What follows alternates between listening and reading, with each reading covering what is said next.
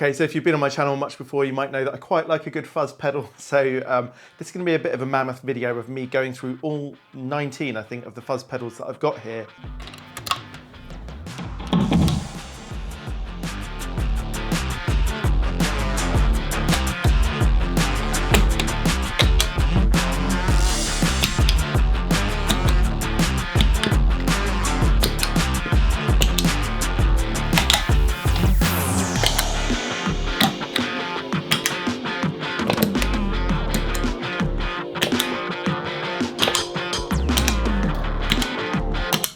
In a couple of weeks, I'm going to be doing a video about my 2024 pedal board, and I'm really trying to decide what couple or three fuzz pedals would go on it.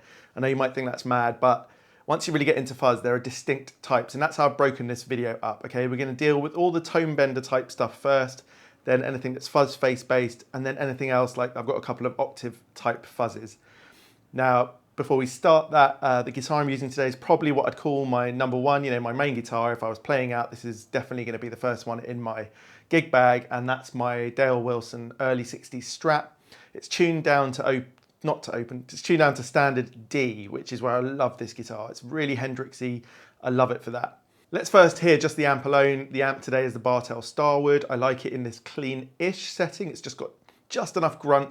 All these fuzz pedals will react pretty well with it. It's in between its tweed and blackface settings. If you don't know what I mean, the controls will be up on the screen, but I've made a video about this. Its controls aren't like a standard amp. There's like a different pre-amp voicings depending on where you put the tone controls. This is more closest probably to its tweed setting. Right, let's hear that.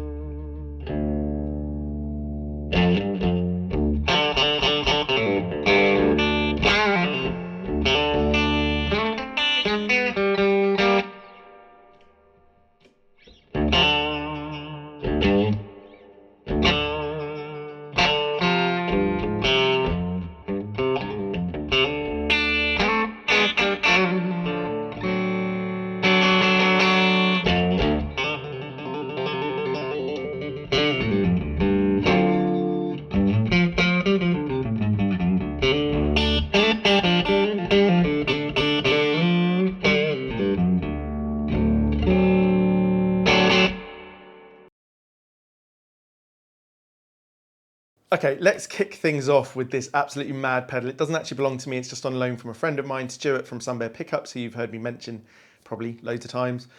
He's an absolute massive fuzz collector, absolutely loves them. And he's the one that sort of got me into the idea of fuzz. Actually, I prefer fuzz now to overdrive pedals generally. There's something about the whole texture and the feel and the dynamic that makes me feel like I want to, you know, create something. Anyway, this is a Mark I Tonebender. So the Tonebenders, well, the first fuzzes were like those Gibson Maestro fuzzes, I think they were called, in the early 60s, 62. By about 64, someone created this Mark I Tonebender. Now, throughout this video, I'm not going to go into too much detail in terms of transistors, unless I think it's really relevant, and the maker themselves have sort of made an issue about what sort of transistors they've used. I'm really more interested for this purpose in the sort of sound and feel as it, you know, I'm thinking about what's going to go on my board. Now, this particular fuzz has been tuned to be really Velcro-y and a bit crazy.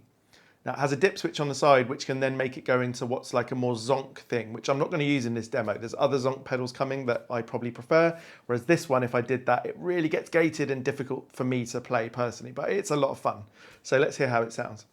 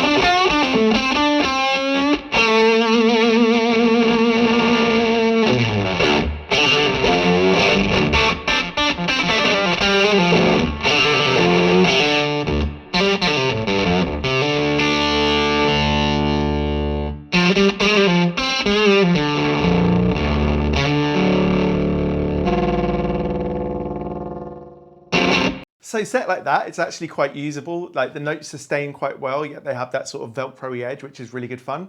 And it sort of inspires you to play in a certain sort of staccato-y way that I think could be really good fun. I mean, as to whether this would go on my board, do I have enough use for it? Possibly not. It's the sort of thing I'll probably keep up on the shelf and just use from time to time for that really particular sound.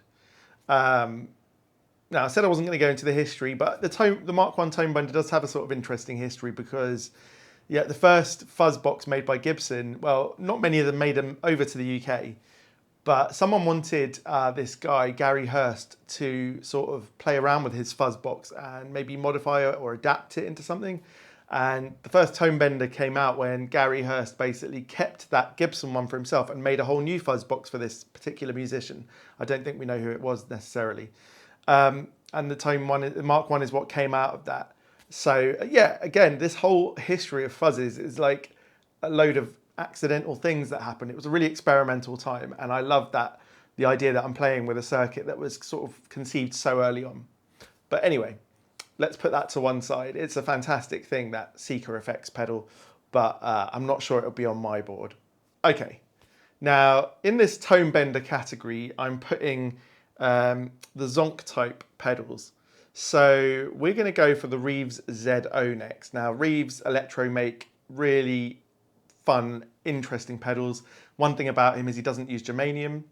You know, germanium transistors, well, it's getting harder and harder to find good old ones, whereas he's using only silicon. And of all the silicon pedals I've tried, Reeves makes the ones that I'm most interested in personally. Now we're going to start with his ZO, which I've had for a while. It was a gift to me from Stuart, and yeah, I really love this thing.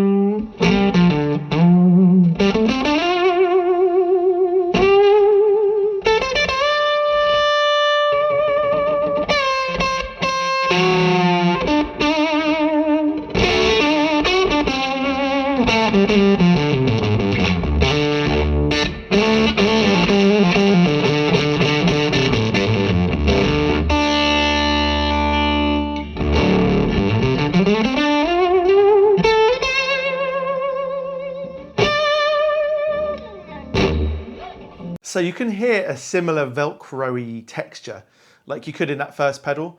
I just find that this particular circuit and this pedal has a little bit more sustain. I find it easier to play it in a more normal way. I don't have to alter my playing as much, and in fact it inspires me to hold on to a note and maybe, you know, play a little bit less. So I really like that. It's just got a great quality sound. It's big and it's, you know, can be as loud as you want, but yeah, it's not too wacky. Now you can set it to be a bit wackier, but the way I've set it here was just the way I would want to play it. So this is a really strong contender to be on my board. I just think hitting this on for a really characterful solo sound could be really, really interesting. The zonk machines really are similar to the Tonebender, and that Seeker Effects had a switch that could make it like a zonk machine. Still a 3 transistor circuit and really sort of similar to that original one, except that these were made by John Hornby Skews. And I really just like the look of like I really just like the idea of a zonk machine. You know, it's the name is silly, and that sort of is fun. I don't know why. It shouldn't be, should it? If we're not being childish about it, but it's just, I like the branding around different zonks and things, and it's cool. The next one is by Acid Fuzz, and it's called the Zoink machine. Now, this one is famously, well, not famously, but it's used by Doyle Bramall II. Now, he's one of those players that sort of become legendary, right? People will talk about his tone and what he's doing. So I thought this would be a really interesting one to have and to try. Now, it's quite different from the ZO, which is more like the original ones from what I can gather, you know, that more Velcro-y sound. This one has been tuned to be quite different. It's got less Velcro-iness and more sustain and, well, let's hear it and then we'll talk about it.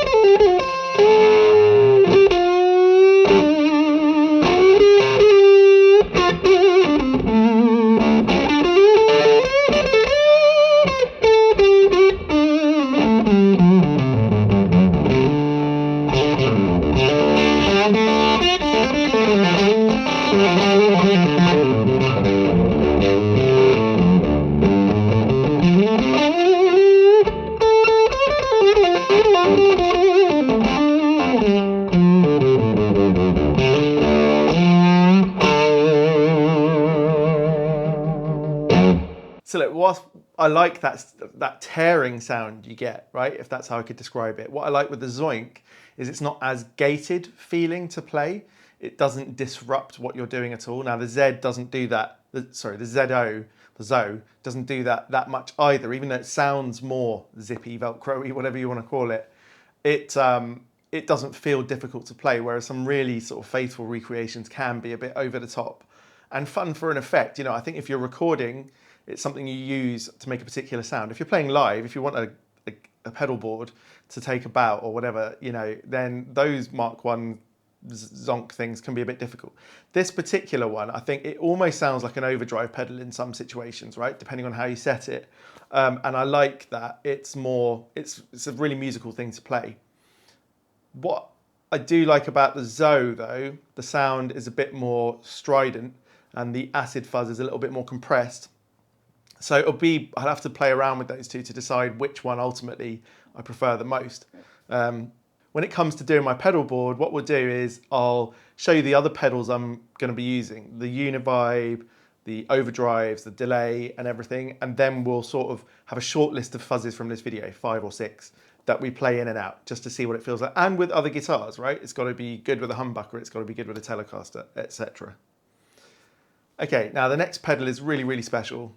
This is the Darlington Flyer, which is also made by Reeves Electro, but it's part of the Daughter Board series. Now, Marcus Reeves' daughter, Izzy, she has been making pedals over the last year with Marcus. I think it's such a lovely dynamic, you know, father and daughter together making these pedals. Now, they approached me quite a long time ago, 6 or 7 months ago, to donate this one-off pink Darlington Flyer to my charity project, which is called the Pink Guitar Project. And if you don't know anything about that, just in very brief terms, my wife had cancer for 1.5 years. She's currently free of cancer, although in her latest checkup last week, they found something they needed to biopsy. We're pretty hopeful that it's nothing, but they're checking out of sort of due diligence. So, you know, it's close to my heart. It's something that I'm really passionate about. But I love this pedal so much when they sent it that I actually made sure to buy one the next time I could of my own. So I've got the standard blue one as well. But in this video, I'm playing the pink one. Now, this is a different type of pedal. I don't know if it's strictly a Tonebender type. I think it's a single transistor type pedal. What's really cool with this one, it's very simple to set, and I love that. That's a big volume knob. And then on the left-hand side, you have 2 sounds. I'm gonna just pick it up here. You have the fat controller and the narrow gauge. So the fat controller is the sort of fatter, fuller sound, and the narrow gauge is a sort of more bright and thinner tone. And then on the right, you have Darlington Flyer and Bipolar Junction. And I tend to like it so that both controls are up, and I believe that's what it is in this particular clip. But actually, after this video, I've been playing around with it and using the bottom one on the right-hand side, which changes it, and you get a bit more of a Velcro-y effect. But anyway, I love this pedal. It's got the see-through back, and actually this is going to be raffled starting on Friday, this coming Friday. So I'm going to put details of that in the description. If this is released on the Thursday, that means you've got the raffle starting tomorrow. Now, normally it's really hard to get these, you know, they get released in small batches and you wait a while. So for what will probably be £3.50 a ticket, I'd probably buy several tickets if I didn't already have the blue one. And just being a one-off pink, I think is great, but let's hear it.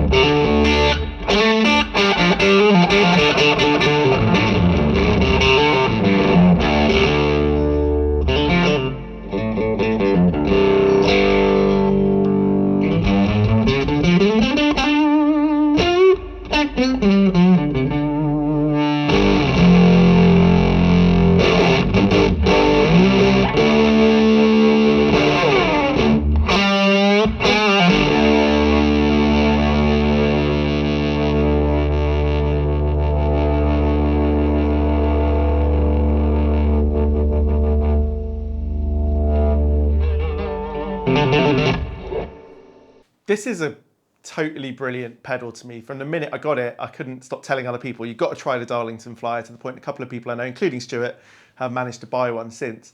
It's just brilliant. It's pretty set and forget. Just get the volume right. You'll know which your favorite setting is after playing it a couple of times, depending, you know, which switches you want to change for which guitars.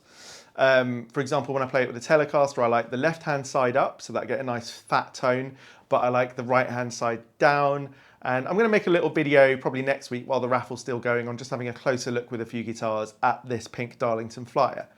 But yeah, honestly, this is a one-off opportunity to get this pink Flyer, and it's supporting charity. So if you're interested in that, as I said, I'll put a link in the first comment as soon as I get a link tomorrow when the raffle is live. So please check back or check on the Pink Guitar Project Instagram, which I'll put on screen now.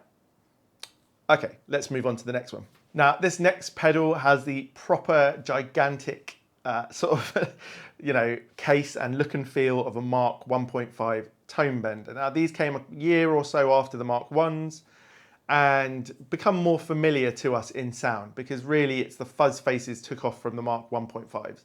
They're really similar. But this is made by Charlie Pedals. Charlie is a person here in the UK making pedals, and sort of on the grapevine I heard about him, well, largely through Stuart as well, but other people too.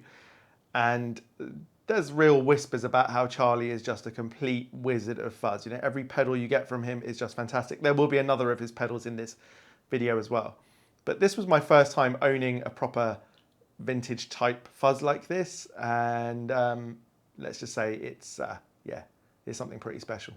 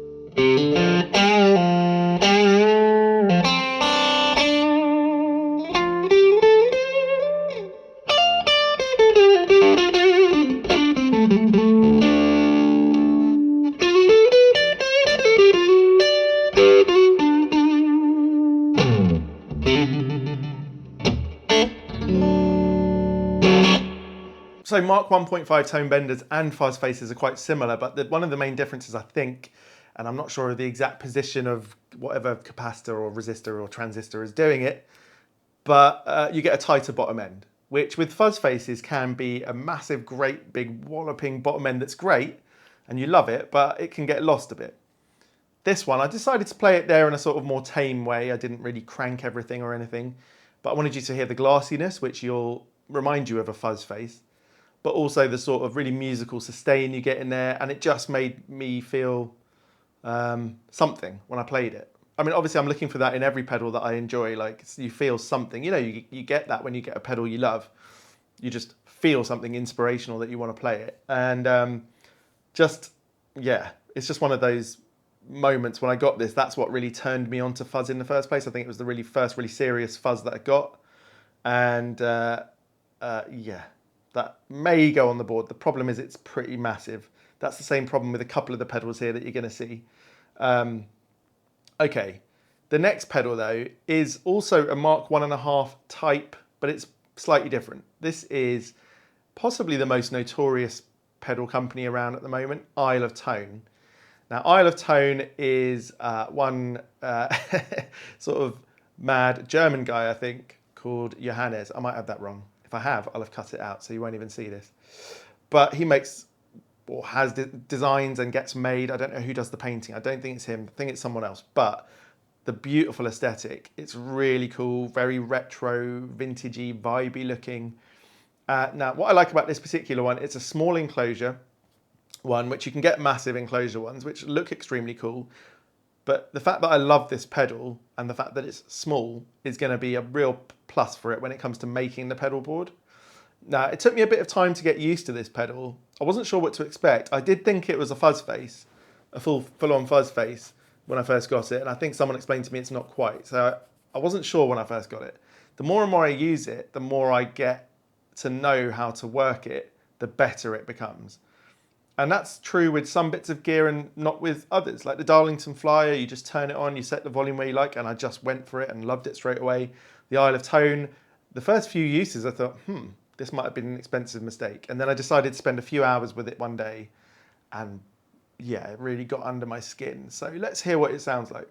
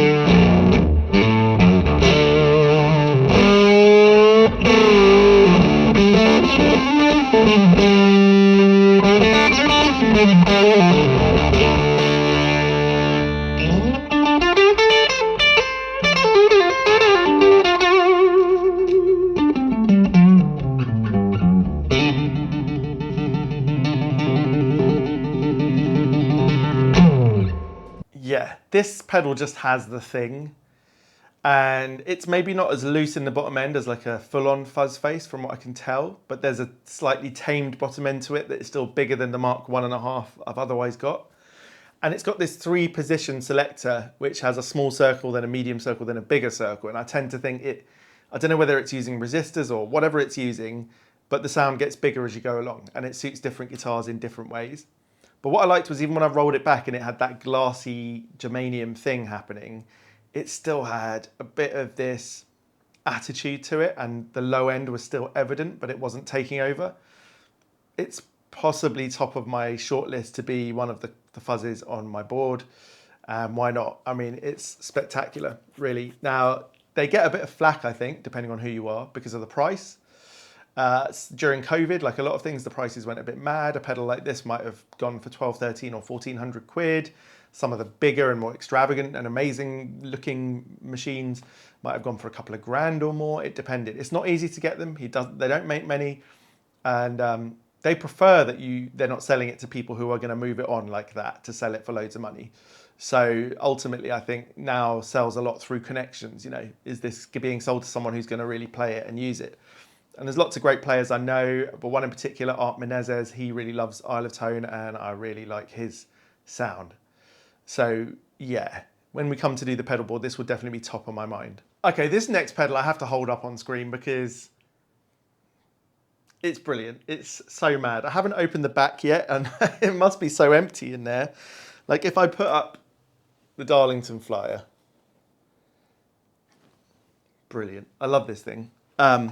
This is made by Damn Pedals, and I just love all the graphics on here and everything. It's completely mad. Now, I was put onto this again by Stuart, and these came up on one of the niche sort of pedal selling websites, and he hadn't released a batch of these for quite a few years, and so they're really in demand and can go for double the price on the secondhand market. And Stuart told me and about 7 or 8 other people, and then they all sold out really quickly. Turned up a couple of days later. I ordered it a few days before New Year's. It turned up on January the 2nd, and plugged it in and thought, what the actual hell? Which is apt because it's called Lucifer Rising.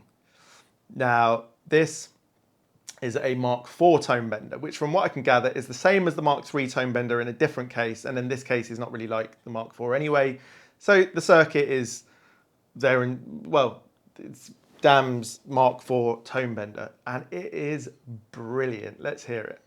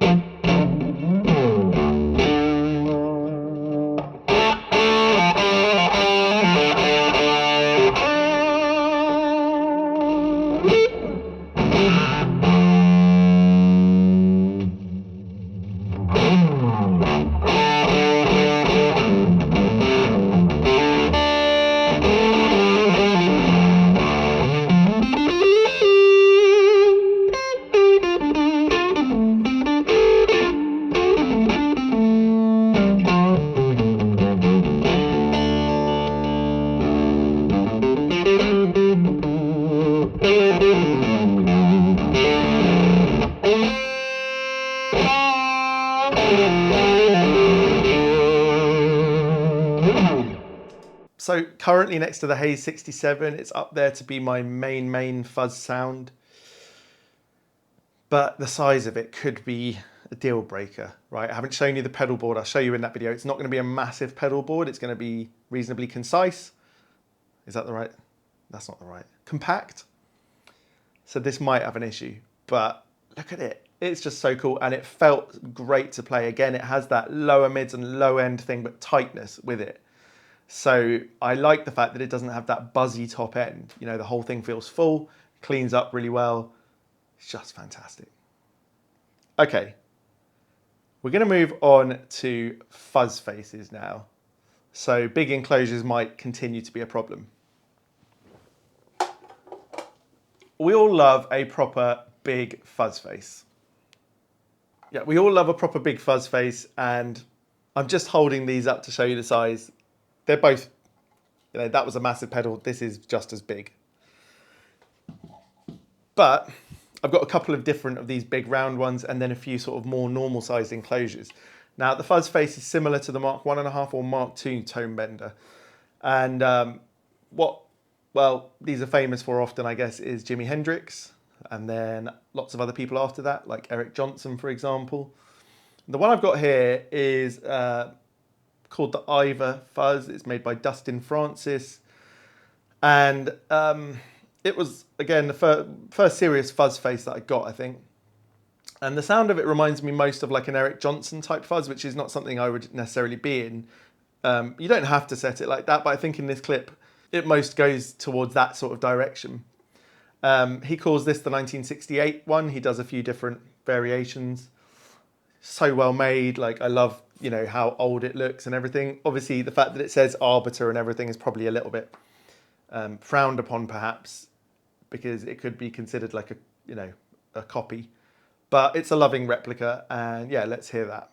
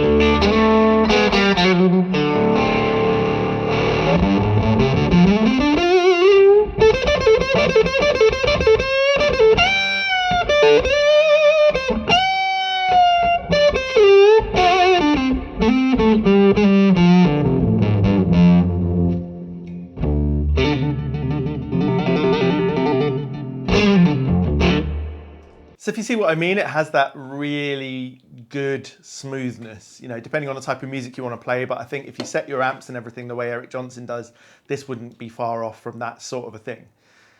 It's really good fun to play. It contains itself well. It's not too mad and seems really stable. So I really, really like it. But the problem is I have this other one, which is made by Charlie Pedals. And as you know from previously in the video, really like what Charlie Pedals is doing. I love this dark color, and this one seems to get a bit of flack because it's made with the red dot NKT 275, which are the transistor that is, you know, sort of infamous because it's expensive now. But at the time it was used for a brief amount of time and then considered just to be too sort of unstable and difficult, and they moved on to other ones. Now this will be heavily affected by heat, for example.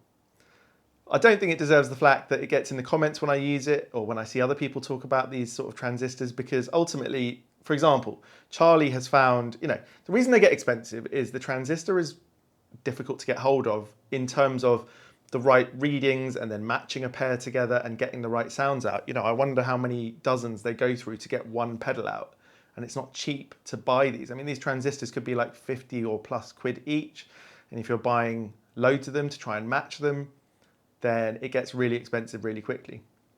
So say what you will in the comments, it's fine. I'm not planning to use this in a very hot summer's day because it will literally, I imagine, just fart out with massive low end and noise. I don't know, maybe we could get a blow dryer and try it out.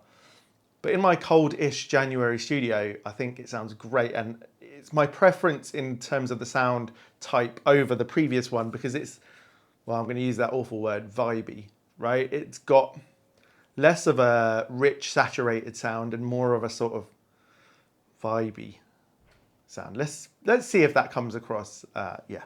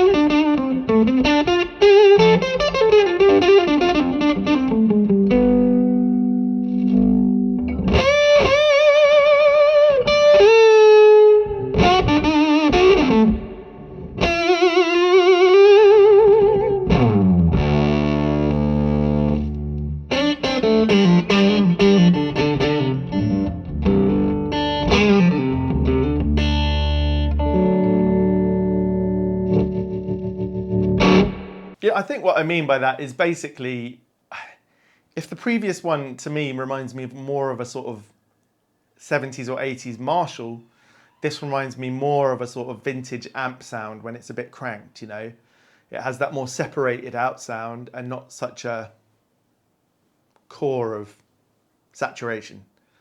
Both have their uses, both great, but the Charlie one is probably top of my list out of these two, even though as a whole, both of them are right near the top of all my pedals, and something I could base my sound around completely.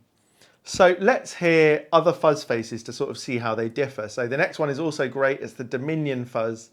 And Aaron at Dominion, I got to know because he also made a pedal for my Pink Guitar project, which did really well. I think it raised £3,000, which was amazing. Aaron's making fantastic fuzz faces in his own style.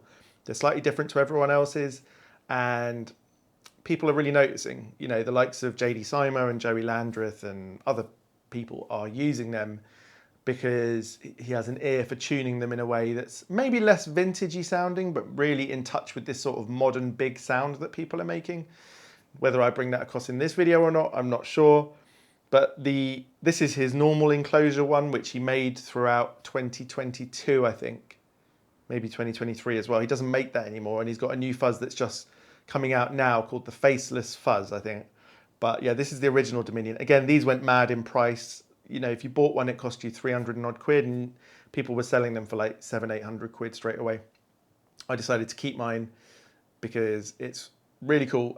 In this video, you won't see it, but if I used it with humbuckers and a slide, it really, really sings.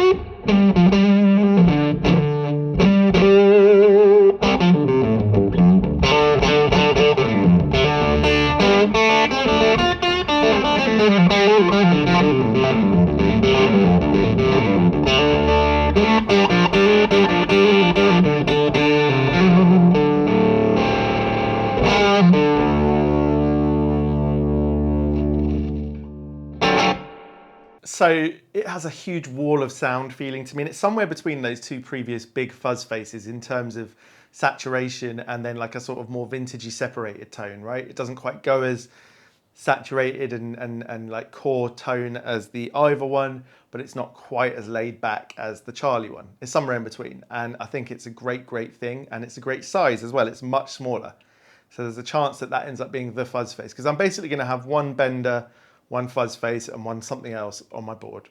They all offer completely different things. So yeah, that fuzz face from Dominion is great. The next one is the Silktone Fuzz, which is really cool, made a bit of a splash on YouTube because it has that cool sort of readout of the voltages, which helps you to bias it yourself. Now, I haven't used this a lot on the channel because my volume knob on it needs repairing. It's very tight and sort of not working. I mean, it'll work, but you have to, something happened to it. I suspect if I opened it up and looked at it, I could fix it myself. Now, I'm not using it my favorite way for this video because this video is all about the fuzz, but it has this cleanup knob on it that if you set the fuzz high and then use the cleanup knob high, you get this incredibly cool, full clean sound that I love.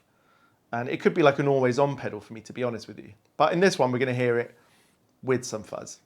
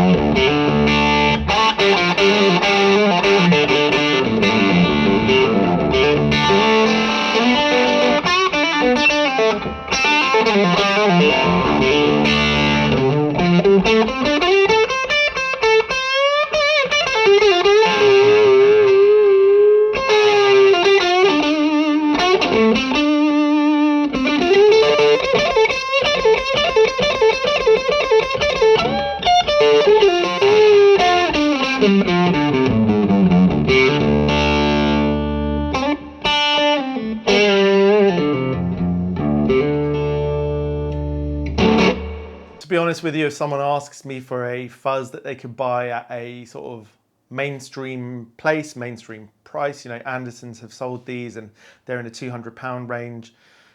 This is right up there as one of the best, right? You get a great full sound, but in that more vintagey way, the way I'm using it, but then it has a switch which makes it hotter and you can get more saturation out of it and you can change the bias. And the fact that you can change the bias like so visually on the screen, I think is really helpful, because often the bias knob on any fuzz is a tiny little thing and you don't really know what you're doing with it. With this one, you can read in the manual what different voltages will basically offer you and you get used to using it. And then the cleanup knob I just think is fantastic.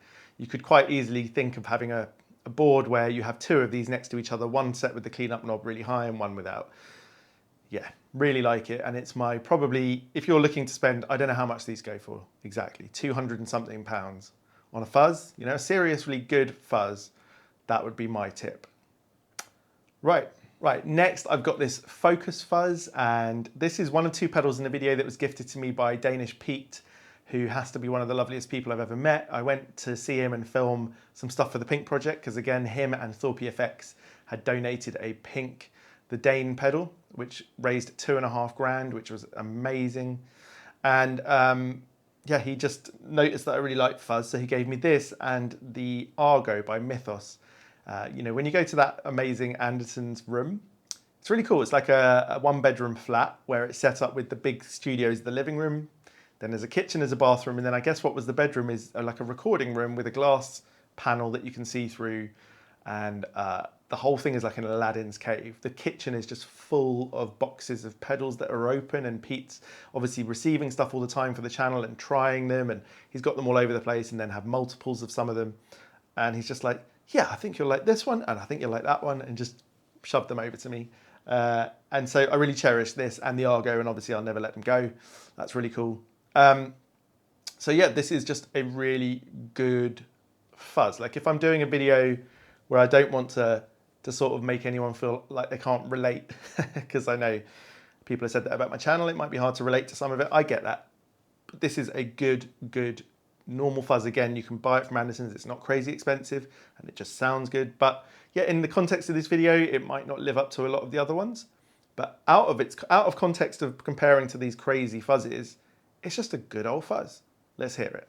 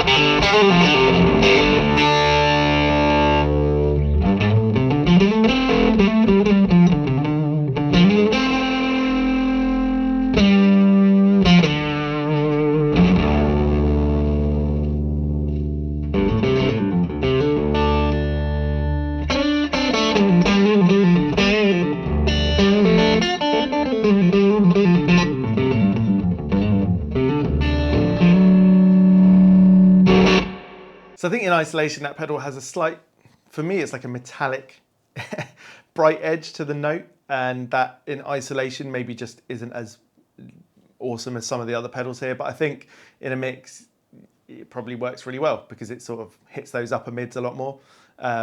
Still, it has a nice big bottom end that's tight and it doesn't go too crazy. Again, I think along with the Silktone, if you're looking for just a very good fuzz and don't want to go mad, it's another good one to look at.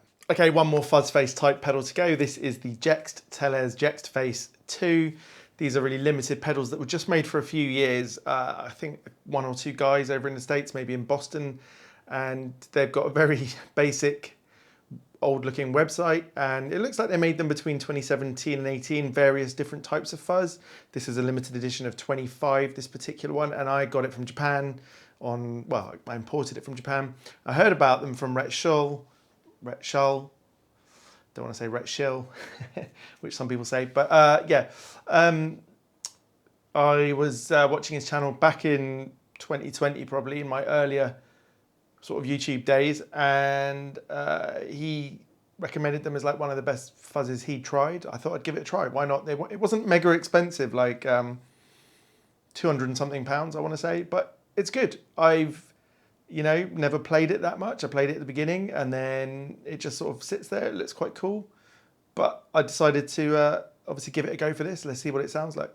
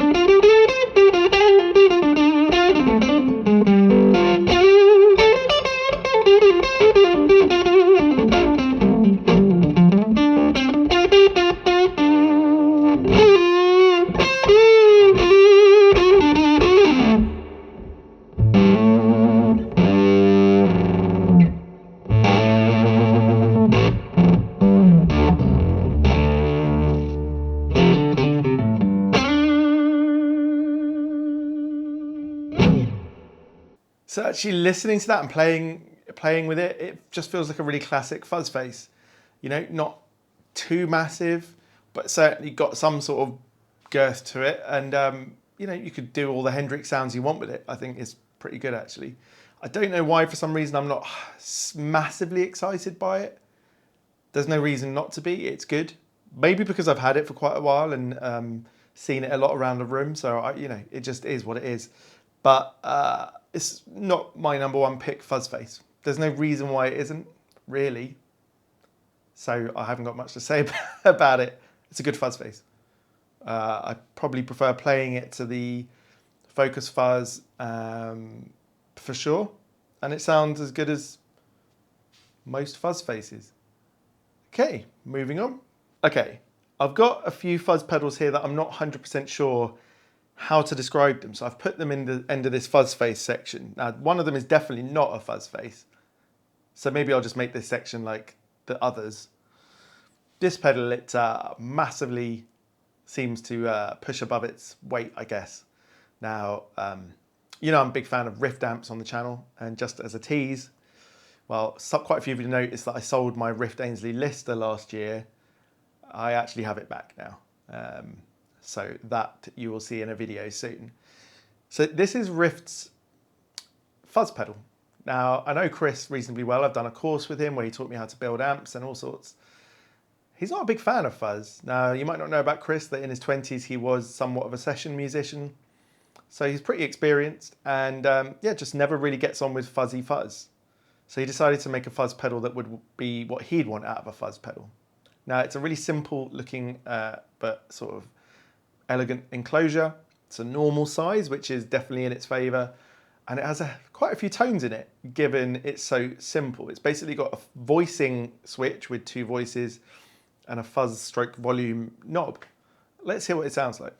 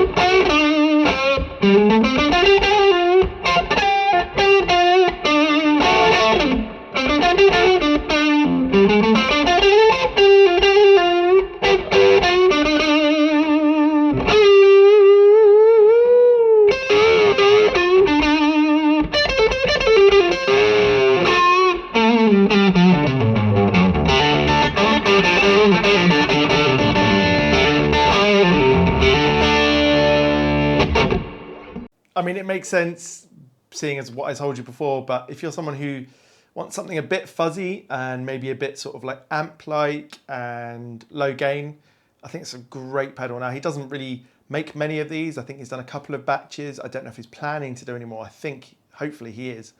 But But yeah, keep an eye out for that. Probably best to like look at his Instagram or send him an email.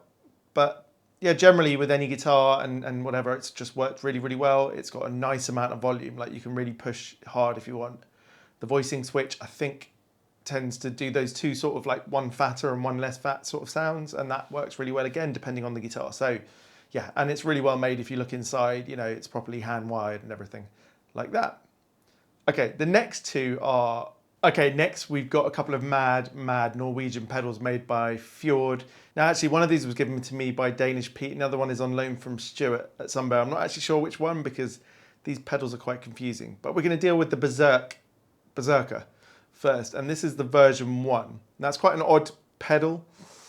So it's meant to be Tonebender and Fuzz face. I'm not sure exactly what it means, but it's supposed to fix some of the issues from those old pedals where they might have issues with wahs or other pedals and bypassing and all sorts of stuff. There's a couple of little buttons you can press to help with impedance changes.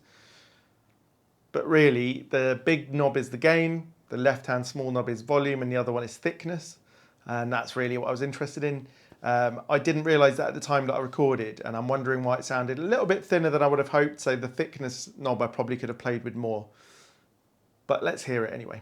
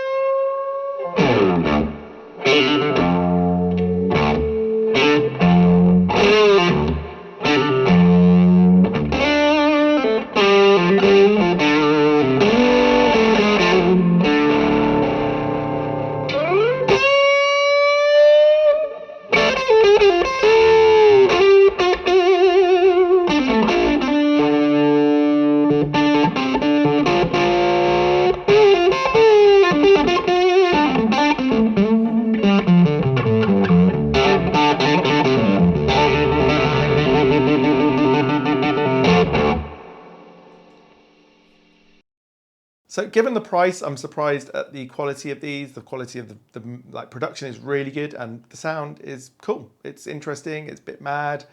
I think it could work for so many things, especially if you're looking for a non-traditional sort of sound. It's got a sort of hard edge to it.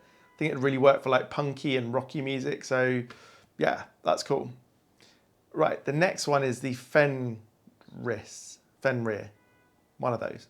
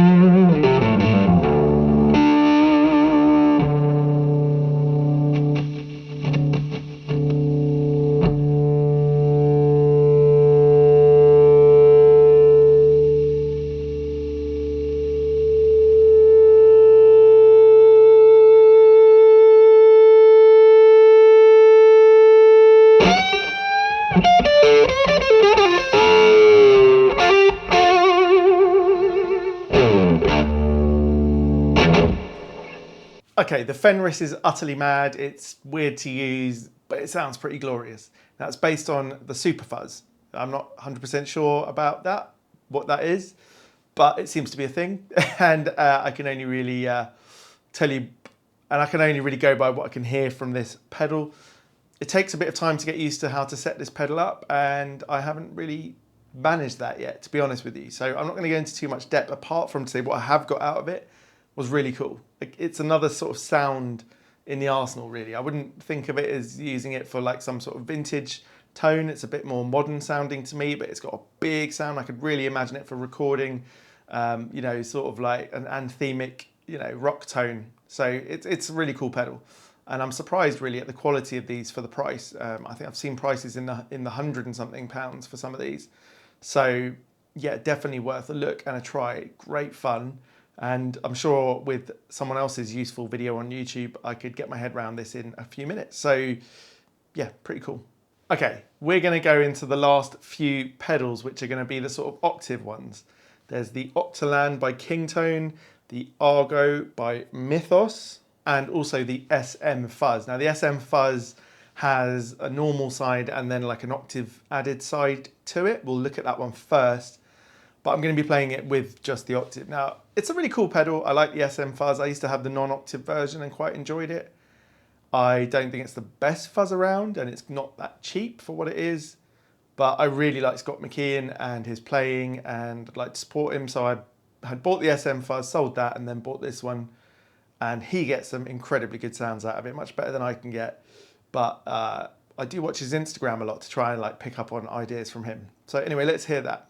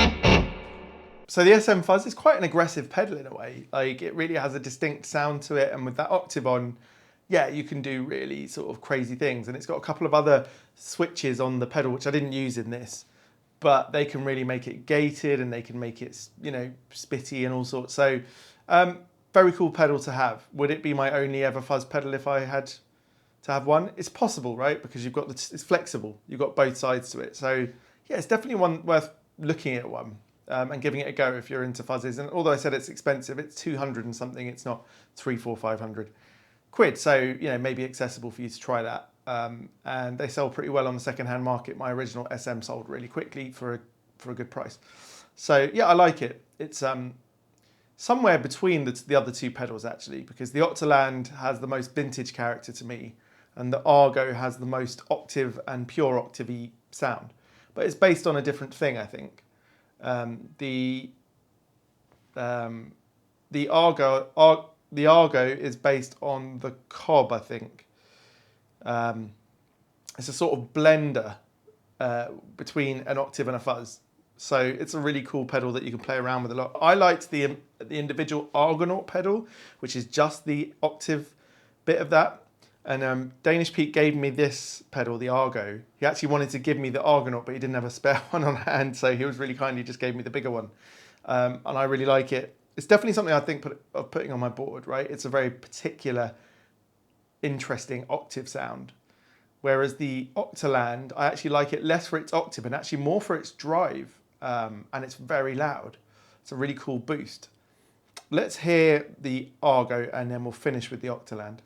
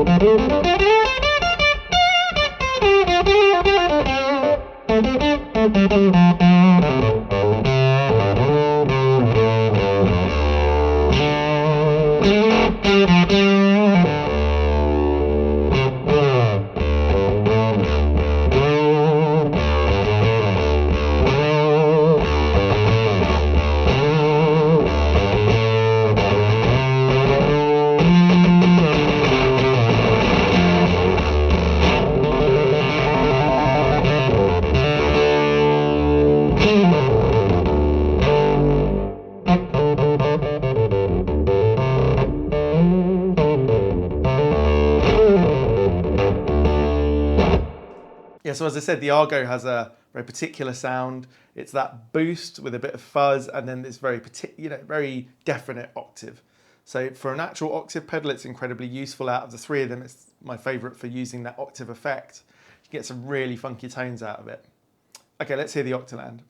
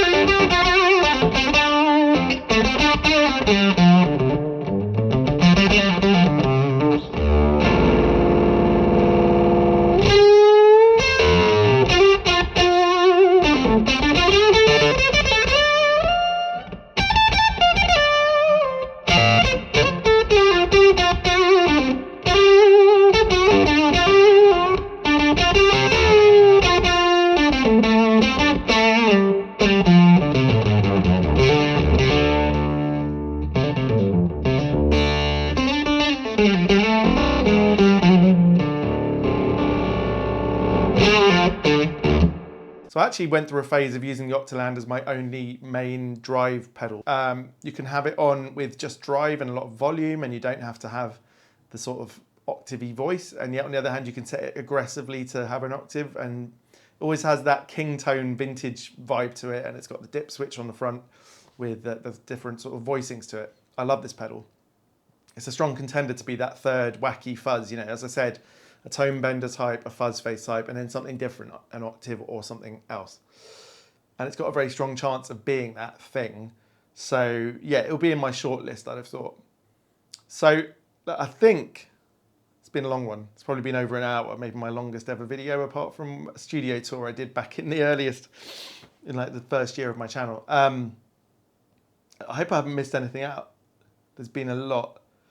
And it's been great for me to play these side by side because it's really given me an idea of which I prefer in each category. So when I come to do my pedal board videos, which I'll split into a couple of videos, you know, choosing the pedals and then making the board and hearing it all together. I think I've got some definite ideas as to my shortlist anyway. But the standout ones for me, just for my personal taste, are probably the Charlie NKT Fuzz Face, the Darlington Flyer by Reeves, the ZO by Reeves, the Octaland, and the Charlie 1.5 and the Lucifer Rising Mark IV. No, do you know what? Almost all of them have stood out to me, really. I'm happy playing any of them. I'll often, when I'm using a fuzz in any other type of video, if it's for an amp or something, I'll just randomly pick a fuzz because most fuzzes are great, right? Even if they're not the best thing you've ever heard in isolation, compared to some of these more expensive ones as well, they're just great fun. Fuzz is great fun. I do like them to have a lot of cleanup.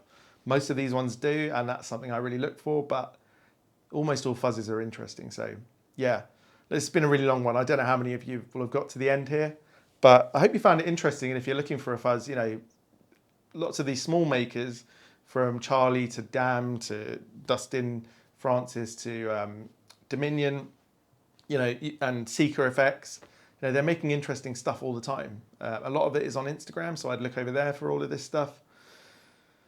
But yeah, right, I think that's enough for one day.